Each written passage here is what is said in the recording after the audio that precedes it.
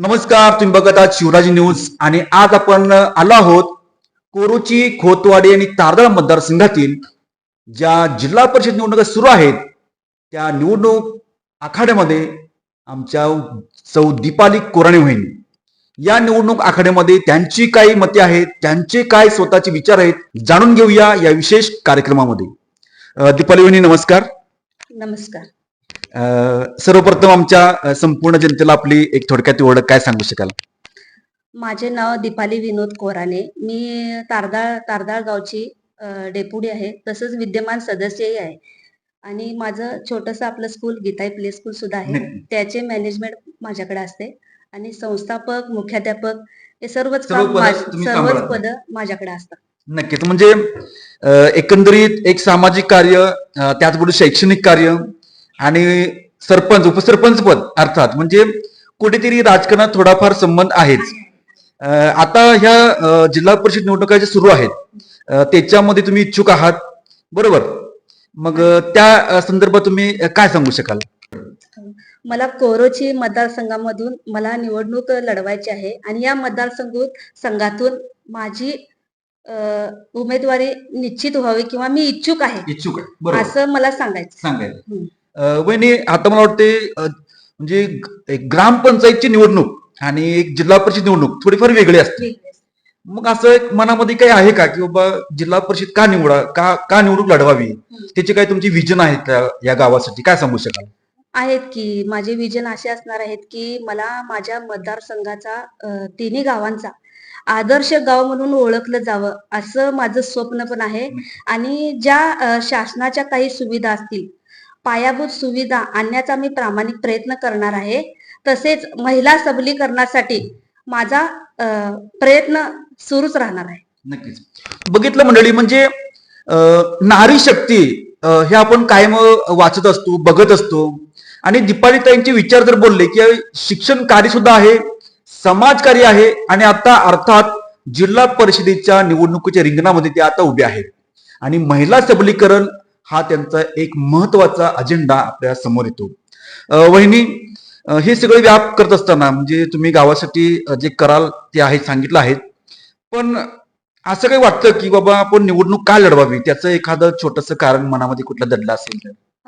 मला एक सांगायचं आहे की आपण सावित्रीच्या लेकी आहोत आणि आपण घरात न बसता कोणीतरी एकानं पुढे यावं आणि कोणीतरी पुढे आल्याशिवाय बदल घडत नाही, परिवर्तन येत नाही. आणि जर मी घाबरून घरी राहिले तर माझ्यासारख्या अनेक महिला घरी राहतील आणि माझ्याकडून त्यांना एखादी प्रेरणा मिळेल की दीपाली ते करू शकते तर आम्ही का करू शकत नाही. मग मला त्यांना असं जाणून द्यायचंय की स्त्री ही कशातच म्हणजे मागं न हटता पुरुषाच्या खांद्याला खांदा लावून ती उभी आहे, जवळजवळ पंतप्रधान पर्यंत ते खाली ग्रामपंचायत सदस्य पर्यंत. आणि मला महिलांसाठी जेवढं माझ्याकडून होईल तेवढं सर्व करायचा मी प्रयत्न करणार आहे. नक्कीच वहिनी. म्हणजे वहिनी म्हणतात की आपलं जी एक स्त्री असते ती स्त्री म्हणजे या समाजाचा कणा असते आणि समाज जगला तर आज संपूर्ण देश जगत असतो. अशा प्रकारचे चांगले विचार घेऊन आज वहिनी या आखाड्यामध्ये उतरलेले आहेत. वहिनी, साधारणपणे आपण बघतो की आज अनेक महिला एक म्हणजे उद्योगाच्या शोधात असतात, काहीतरी घरगुती उद्योग करावा त्यांच्या मनामध्ये असतं, पण त्यांना साथ भेटत नाही. आणि आपण असं बघतो की एखादा मोठा माणूस असेल तर त्याला वेळ देत नाही. मग त्या महिला म्हणजे त्या गरजू महिलांनी तुमचं नातं कसं असावं, काय वाटतं? आमचं नातं म्हणजे एक वेगळंच आहे. कोणतीही सर्वसामान्य घरातील महिला माझ्याशी बोलताना ती कसलाही विचार करणार नाही, ही मोठी आहे आणि मी कसं बोलू. ती तिचा प्रश्न माझ्यापर्यंत मांडण्याचा पुरेपूर प्रयत्न करते आणि मी तो सोडवण्याचा प्रामाणिक प्रयत्न करणार, हे माझं ध्येय. आणि महिलांसाठी जेवढं होईल तेवढं मला करायचं. वहिनी, आता संपूर्ण आता मतदारसंघ जर बघितला तर आता म्हणजे गाव वाढतंय, समस्या वाढतायत आणि मला वाटतं महागाई सुद्धा जळ प्रत्येक सामान्य माणसाला पोहोचते. एक गृहिणी म्हणून एक घर चालवताना काय त्रास होत असेल तुम्ही अनुभवला असेलच. तर एकंदरीत या जिल्हा परिषदेच्या मतदारसंघातून जर ह्या आमच्या ग्रामीण भागातल्या महिलांना एखादा संदेश द्यायचा झाला तर तुम्ही काय देऊ शकाल संदेश? मला संदेश द्यायचा झाला तर मी असं म्हणेन की एखादी महिला मनात जर आणली अशक्य असं काहीच नाहीये. काहीच ती काहीच करू शकते. घर सांभाळून ती एखादा म्हणजे व्यवसाय सुद्धा सुरू करू शकते जर तिनं मनात आणलं. आणि ती घरातच जर बसली मला हे जमतच नाही, मी कसं करू, हे काय करू, हे जर म्हणली तर ते कधीच शक्य होणार नाही. एखाद्या महिलेनं जर मनात जर आणलं मला हे करायचं आहे, मी करून दाखवणार आहे आणि माझं ते कामच आहे. वहिनी, एक जाता जाता एक कसं एक खोचक सवाल की असं कोणती दृष्टी किंवा कोणतं एक विकासाचं ध्येय तुमच्या मनामध्ये आहे की तुम्हाला वाटतं की ह्या जनतेने आपल्याला पाठीशी उभं राहावं असं वाटतंय? अशी कुठली दृष्टी आहे का तुमच्या मनामध्ये, विजन आहे का कोणतं? माझं एकच ध्येय आणि विजन आहे की माझ्या कोरोची मतदारसंघातील गावाला माझं गाव तहानलेलं आहे आणि त्या गावाला एक दिवस आड पाणी दिल्याशिवाय आम्ही ग बसणार नाही, हे माझं विजन आहे. विजन.